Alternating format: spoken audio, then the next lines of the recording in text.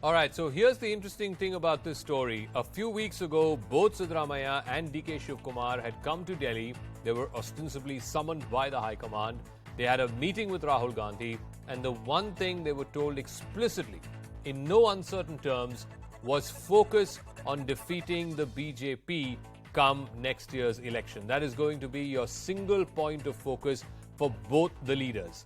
Unfortunately, what has happened over the last couple of days, first, you had Siddaramaiah's supporters wanting to have a lavish bash for his birthday and using the pretext of the birthday, have a massive outreach campaign to the so-called Ahinda vote bank, which is backwards, minorities, Dalits, etc. And of course, Siddaramaiah represents the Ahinda.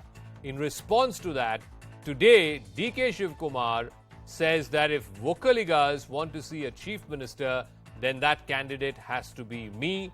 I am not a sannyasi. Dr. Samir Kagalkar is Karnataka BJP spokesperson. Nagaraju Yadav, Karnataka Congress spokesperson, and Rasheed Kidwai, senior journalist, will be joining us. Dr. Samir Kagalkar, the question that I asked at the top of the show, what then happens if these two gentlemen, Mr. Siddaramaiah and Mr. DK Shivkumar, are continuing to fight this shadowboxing fight for leadership and who will become chief minister? Then what happens to all the truce that the leadership was trying to instill between these two gentlemen? Good evening, and thanks for having me on the show. And before I start, hearty congratulations to my fellow panelist, Nagaraju Yadav ji, on becoming an MLC. We haven't met since it's become one. And coming back to the point, it is nothing unexpected that you get to sort of see the kind of a fight that you are seeing between Mr. DK Shivkumar and Siddaramaiah ji. For once, if you take a step back and try to understand their leadership style, their achievements, their political journey, you get to see it's a massive, massive difference between a very tall leader like Siddaramaiah. I mean, irrespective of whichever party he is in, give it to him that he has come from absolute humble background, studied on his own, become a lawyer, got into the political movement through the anti-emergency Janata Parivar mode, hardcore anti-Congressy. He would abuse the entire Congress leadership, left, right, and center. He took pangas with the Janata Dal and came out of it and went into Congress after abusing them and still had the guts to say that I'll become the chief minister and became so he did. Compare him with someone like DK Shivkumar, who's no match for him. He could not even become a cabinet minister in Siddaramaiah's government. He had to literally cry and shuttle between Delhi and Bangalore to become a cabinet minister at some point in time. So between the two, if you were to sort of look at it, it's very evident that one person who's a self-made political leader, irrespective of whatever his Hublot watch or some other corruption scandals might be against him, it never stuck to him in a way. I mean, that's his persona, right? Okay. Congress being a very corrupt government, it never stuck to Siddaramaiah per se. But that's not the case with, let's say, DK Shivkumar. Someone who spent 50 long days in Tihar. You just can't take it away from him. Okay, Rashid, can we at least admit... Okay. Yeah, no, one second. Let me get the others also, please. Rasheed Kidwai, can we at least admit that Siddaramaiah, by virtue of being former chief minister and perhaps having greater connect with the voters, I hate to use this phrase in politics, but perhaps has first rights over the chief minister's post, certainly in terms of stature, as our BJP guest was just saying a moment ago. In terms of stature, he doesn't seem to be much of a match to Siddaramaiah. Yes, Zaka, I think this is a real problem, perennial problem with the Congress, that they are not able to project a face, and in most states where Congress has a reasonable good chance to perform well, it always ends up in being, a tussle between two factions or three contenders, etc. And that's where I think Delhi, that being central leadership, is extremely weak. It just wants to work, very kind of loosely knit, some kind of peace formula where it says that it will accommodate concerns of both parties.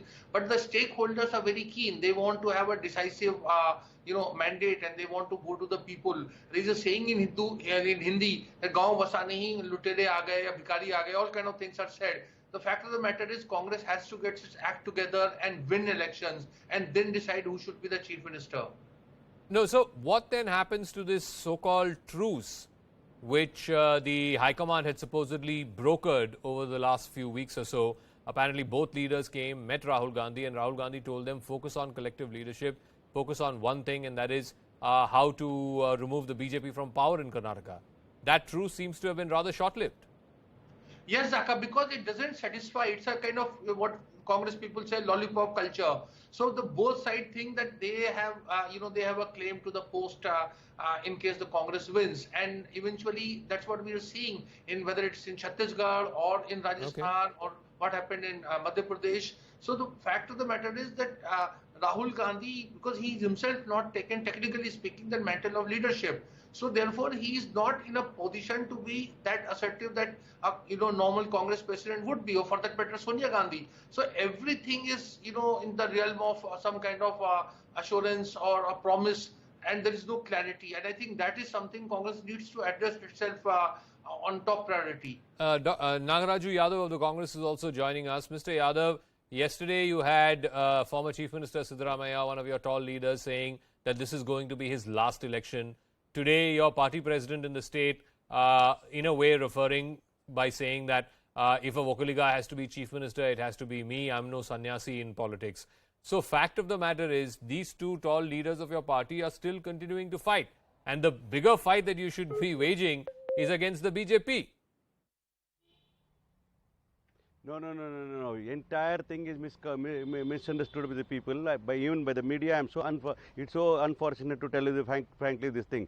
The Siddaramaiah's birthday, nothing to do with the party forum at all. Siddaramaiah's birthday, it's 75th birthday, where his well-wishers are doing it. Where DK Shivkumar Sahib is talking about, he is also contended, nothing wrong with it. Nobody is saying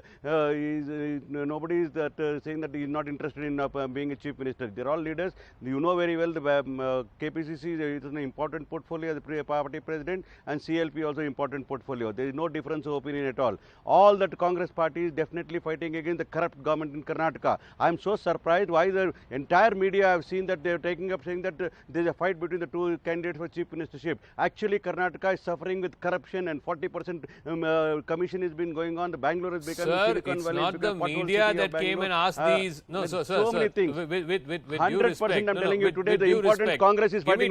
Give me 10 seconds. Give me 10 seconds. Mr. Yadav, I'm telling you, sir, today I'm telling you, people are you can go after the media. You can go after the media, but the media did not, force these leaders to say what they said. No, Mr. Siddaramaiah, no, one second, hear me out, 10 seconds. No. Yesterday, Mr. Siddaramaiah says, this is my last election. I don't want any Rajya Sabha seat. I'm not going to fight from Chamundeshwari. Media did not ask him to say that.